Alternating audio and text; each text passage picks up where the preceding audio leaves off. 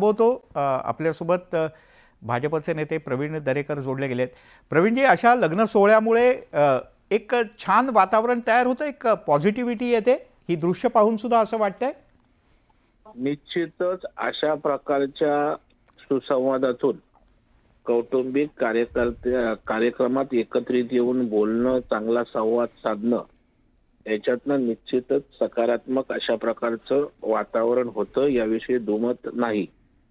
कारण आपण बघाल की महाराष्ट्राला एक फार मोठी सुसंस्कृत अशा प्रकारची परंपरा आहे आणि त्याच्यामुळे राजकारण हा वेगळा विषय, कौटुंबिक कार्यक्रम किंवा कौटुंबिक वातावरण हा एक वेगळा विषय असतो. आणि आज राज ठाकरे साहेब आणि उद्धव ठाकरे साहेब कौटुंबिक कार्यक्रमाच्या निमित्तानं जर त्यांच्यामध्ये संवाद होत असेल तर मला वाटतं त्याचं स्वागत आहे, किंबहुना आनंद आहे. कारण महाराष्ट्राचं राजकारण हे इतर राज्यांच्या पेक्षा अत्यंत वेगळं राजकारण आहे. अनेक महाराष्ट्रामध्ये राजकीय घराणी आहेत, वेगवेगळ्या पक्षात त्या ठिकाणी काम करतात, वेगवेगळ्या विचारधारेशी त्या ठिकाणी जोडलेली आहेत. परंतु ज्या वेळेला कौटुंबिक एखादा कार्यक्रम येतो, उपक्रम येतो, किंवा अशा प्रकारचे लग्न सोहळे त्या ठिकाणी होतात आणि त्यावेळेला जर एकत्रितपणे आपण जर ताट घातली नाही, तोंड वाकडं केलं, तर मला वाटतं त्याला संस्कृती म्हणत नाहीत.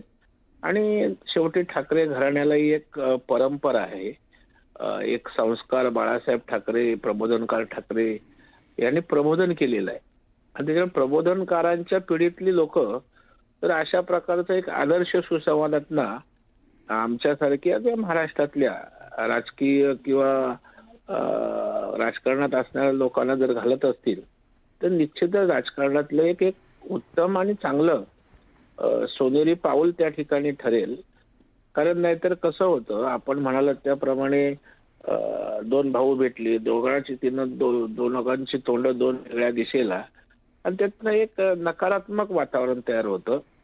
आणि जो मराठी शेवटी संस्कृती आहे ही आपलेपणाची आहे, जिव्हाळ्याची आहे. आणि त्याच्यामुळे मला वाटतं तो आपलेपणा, तो जिव्हाळा राजकारणापलीकडे जाऊन जर त्या ठिकाणी जपला जात असेल तर मला वाटतं आपण म्हणताय त्याप्रमाणे एक पॉझिटिव्हिटी येते.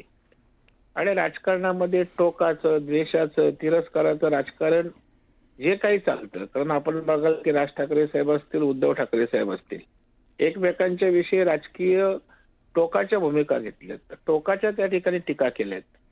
आणि त्याच्यामुळे असं वाटतं की बाबा यांची एकदम टोकाची त्या ठिकाणी हे राजकारण आहे का. तर मला वाटतं त्याला छेद देण्यासाठी अशा प्रकारचा संवाद त्या ठिकाणी निश्चितच उपयोगी येतो. पण राजकारणात राजकारणाची भूमिका होती, कौटुंबिक वातावरणामध्ये कौटुंबिक भूमिका आहे.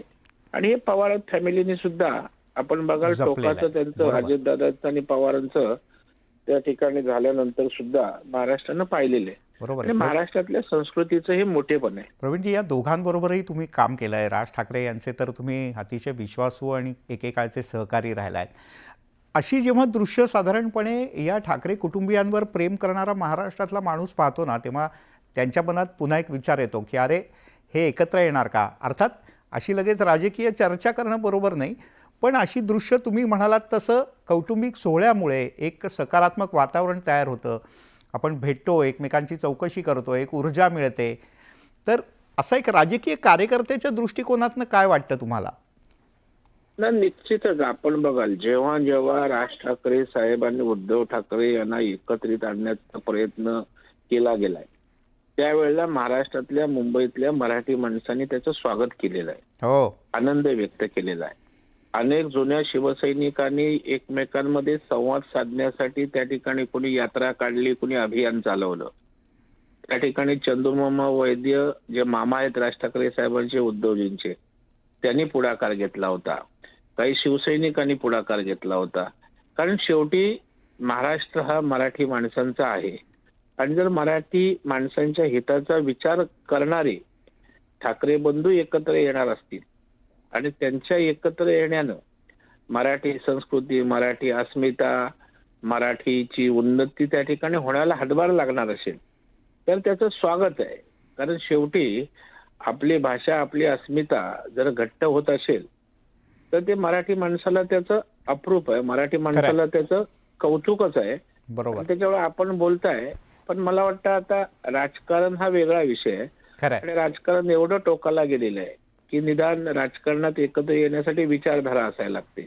बर आता बर उद्धवजी ठाकरे साहेबांनी काँग्रेस बरोबर गेलेत, बाकी हा राजकारणाचा विषय नाही, परंतु बरोबर बरोबर. दोघांच्या वेगळ्या भूमिका आहेत, त्याचा परिणाम पक्षावर होत हो, असतो. पण पण आता आणि या त्या या पक्षात- निमित्तानं दोघं एकत्र आले, छान गप्पा मारतायत. आपल्यालाही आपण कुठल्या नातेवाईकांच्या अशा लग्न सोहळ्यात गेलो तर खूप छान वाटतं. जुन्या आठवणी त्या निमित्तानं जाग्या होतात. लहानपणी एकत्र खेळल्याच्या, एकत्र भांडल्याच्या, गप्पा मारल्याच्या. त्यामुळे असे हे सोहळे, कौटुंबिक सोहळे, महाराष्ट्रातलं वातावरण, सामाजिक वातावरण हे सुद्धा असं कौटुंबिक आहे, कुटुंब बेल्हाळ आहे. तर तुम्ही ह्या सगळ्या छान भावना व्यक्त केल्यात.